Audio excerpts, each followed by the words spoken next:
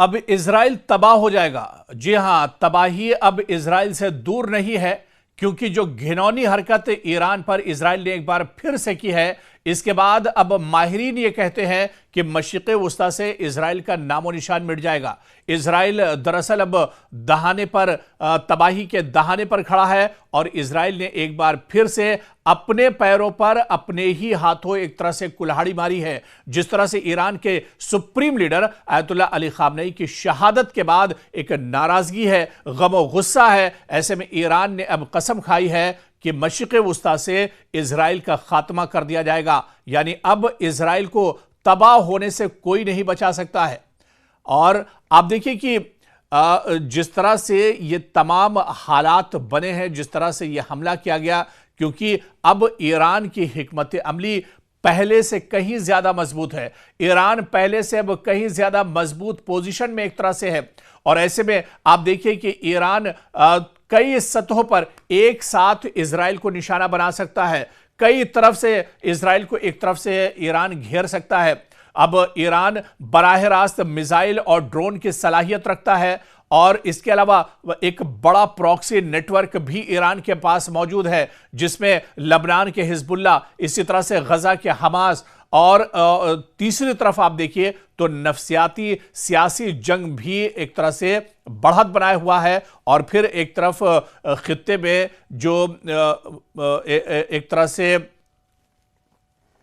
जो एक और बड़ा प्रॉक्सी नेटवर्क का इनका जो साथी है, यानी हूसी लड़ाके और हूसी मुजाहिदीन, वो भी अब ईरान के साथ एक तरह से खड़े हैं। तो दरअसल अब इजराइल को तबाही से कोई नहीं बचा सकता, क्योंकि ईरान का मकसद मुकम्मल रिवायती जंग नहीं बल्कि डिटरेंस से कायम करना है। यानी मुखालिफ को यह बावर कराना, ईरान अपने दुश्मन को यह बावर कराना चाहता है कि हमले की भारी कीमत अब उसे एक तरह से चुकानी होगी।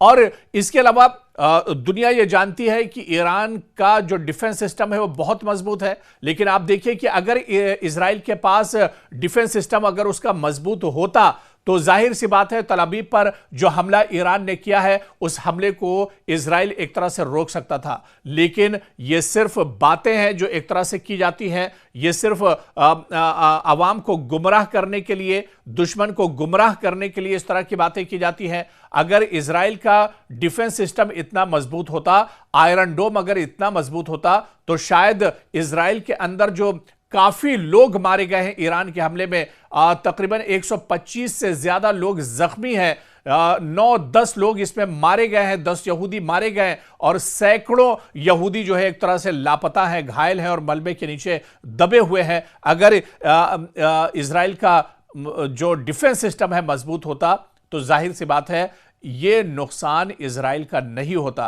क्योंकि जब भी बात होती है तो इजराइल के आयरन डोम की बात होती है, डेविड सिलिंग की बात होती है, एरो 3 की बात होती है। लेकिन ये सभी के सभी डिफेंस सिस्टम एक तरह से ईरान के मिसाइल सिस्टम के आगे, ईरान के लेटेस्ट ड्रोन सिस्टम के आगे एक तरह से बौने साबित हुए हैं। और आप देखिए, ये कहा जाता है कि ये जो डिफेंस सिस्टम है ये ईरान से आने वाले मिसाइल या ड्रोन या रॉकेट को पूरी ताकत से एक तरह से रोक सकता है। और इजराइल के बारे में कहा जाता है कि 3 लेयर में उसकी सिक्योरिटी है। लेकिन अब ईरान जिस तरह से हमले कर रहा है, क्योंकि अब ईरान के पास भी लेटेस्ट हथियार हैं, ईरान के पास अब लेटेस्ट हाइपरसोनिक मिसाइल हैं।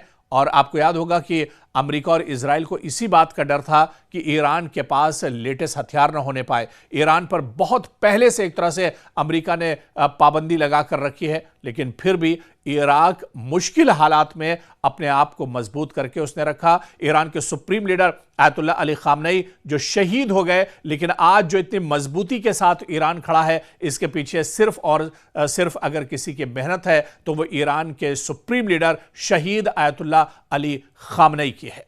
तो अब जाहिर से बात है जो नाराजगी ईरान के अंदर है, जो तैयारी ईरान के अंदर है, पासदारानी इनकलाब ने जो कसम खाई है दुश्मन को तबाह करने की, ऐसे में अब इजराइल को तबाह होने से कोई नहीं बचा सकता है। इजराइल को दरअसल अब चारों तरफ से घेरने की यह तैयारी की जा रही है, चाहे वो प्रॉक्सी नेटवर्क हो, चाहे वो हिजबुल्ला हो, चाहे वो हमास हो या फिर हूसी लड़ाके हो। ये सभी एक तरह से ईरान के साथ मिलकर इजराइल को घेरने की पूरी मंसूबाबंदी कर चुके हैं। ईरान के supreme leader Ayatollah Ali Khamenei की मौत और उनकी शहादत का बदला लेने के लिए अब ईरान पूरी ताकत के साथ मैदान में उतर चुका है।